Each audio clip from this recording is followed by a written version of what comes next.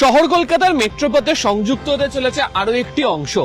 এবার east West metro প্রকল্পের Salt Lake sector 5 থেকে হলদিরাম পর্যন্ত মেট্রোর কাজ শুরু করার জন্য জমি অধিগ্রহণ করতে চেয়ে নোটিশ দিল মেট্রো রেলওয়ে কর্তৃপক্ষ।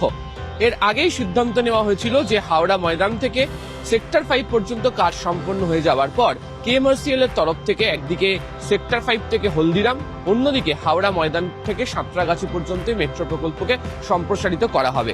তো নতুন অংশের মধ্যে অর্থাৎ হলদিরাম থেকে সেক্টর 5, সেক্টর 5 থেকে হলদিরামের মধ্যে 6.5 কিলোমিটার অংশের কাজ হবে।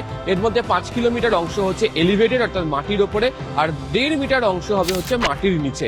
ইতিমধ্যে গড়িয়া থেকে বিমানবন্দর পর্যন্ত যে মেট্রো প্রকল্প এগোচ্ছে তাও হলদিরাম হয়েই যাচ্ছে। তো এই ইস্ট ওয়েস্ট মেট্রো প্রকল্পের অংশের শেষ 1.5 কিলোমিটার মাটির নিচে গিয়ে হলদিরামে ওই প্রকল্পের সঙ্গে জুড়ে যাওয়ার মতো অবস্থা তৈরি করা হচ্ছে। এই মেট্রো পথের ক্ষেত্রে যে স্টেশনগুলি তৈরি করা হবে তাদের কেষ্টপুরে 2টি।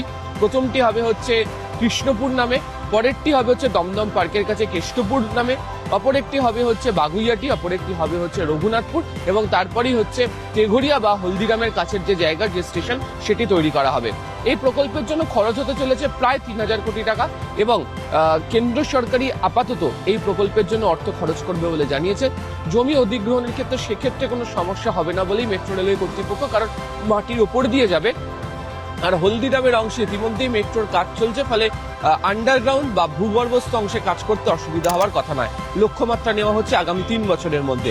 যদি এই প্রকল্পের কাজ সম্পূর্ণ করে ফেলতে পারা যায় তাহলে দেখা যাবে যে বিমানবন্দর পর্যন্ত যাতায়াত করার ক্ষেত্রে অনেকগুলি সংযোগ বাড়তে চলেছে মেট্রো রেলের, এবং বিভিন্ন পয়েন্ট থেকে বিভিন্ন পয়েন্টে যাতায়াত করার ক্ষেত্রে একটা মস্ত বড় সুবিধা তৈরি হবে। ক্যামেরা কুণাল চৌধুরীর সাথে আবির ঘোষাল, নিউজ 18 বাংলা, কলকাতা।